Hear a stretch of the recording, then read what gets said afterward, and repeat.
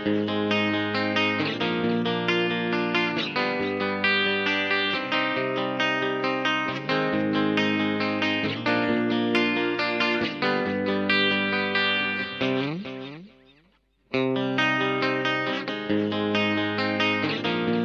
everyone! Magluluto tayo ng chicken pastel. Ayan, chicken pastel.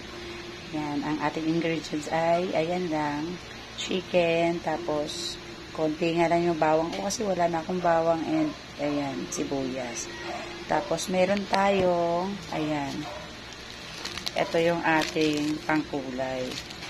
So, ang tawag dito ay, ayan, ito naman yung aswete. Sabi niya powder na daw.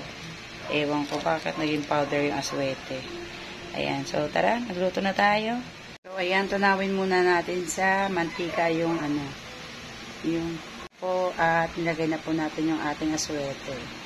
So, ayan, para magdilaw. Ayan, pakukuluan na natin. Pero iba talaga yung yung buo.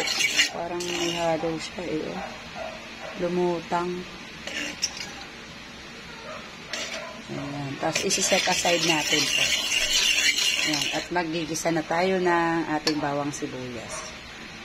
Magisa na tayo ng ating bawang. Ayan ang ating bawang. So, mabilis lang to. And of course, yung ating onion. So, ayan. Konti lang kasi wala na kami bawang. Masarap to kung maraming bawang.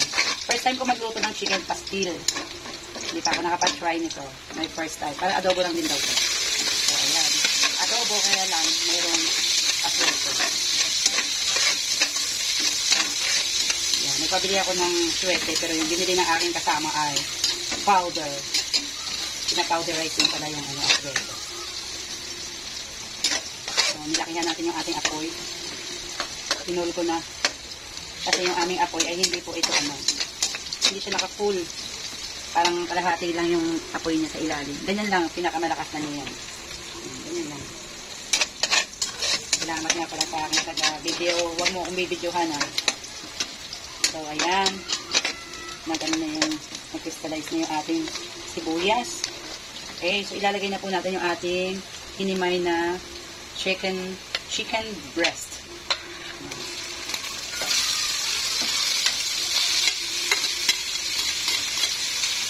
Ito, pwede mo siyang itabi. Alright. Aray. Ang dami din pala ng chicken breast. Ilalagay tayo ng toyo. Toyo.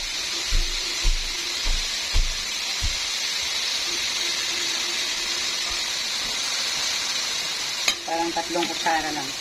Off mo muna.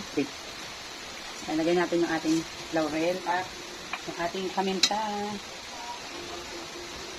Paminta. Ayan, talagay na din natin. Haluin na natin. Tapos ilalagay na natin yung suka. Isang lang yung suka natin. Konti lang.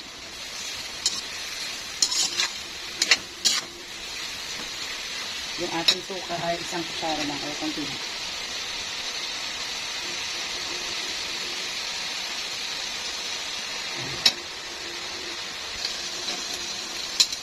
At ilalagay na natin ngayon tong ating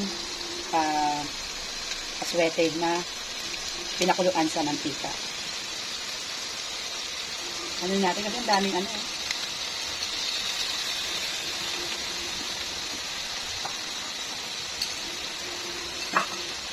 Ayan, iba na yung kanyang kulay.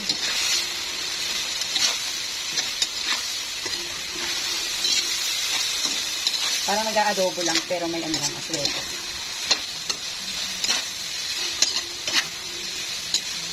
Dahil yung ating toyo ay kaunti lang, lagyan natin ng konting asin at konting asukal. Ayan, asin at yung ating sugar. Kasi maluluto na yun.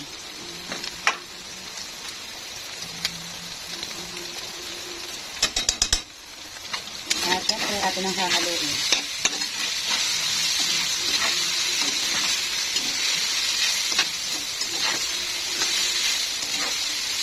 Parang adobo lang, pero may aswete.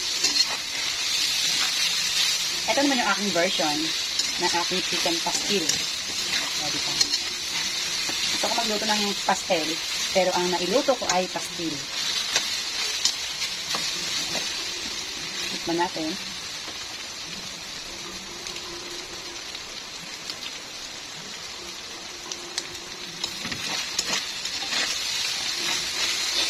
Unang-una talaga, pag nilagyan mo ng sugar, mararamdaman mo talaga yung lasa ng asukal. So, ayan. Luto na yung ating pastel at okay na rin po yung lasa. Thank you for watching!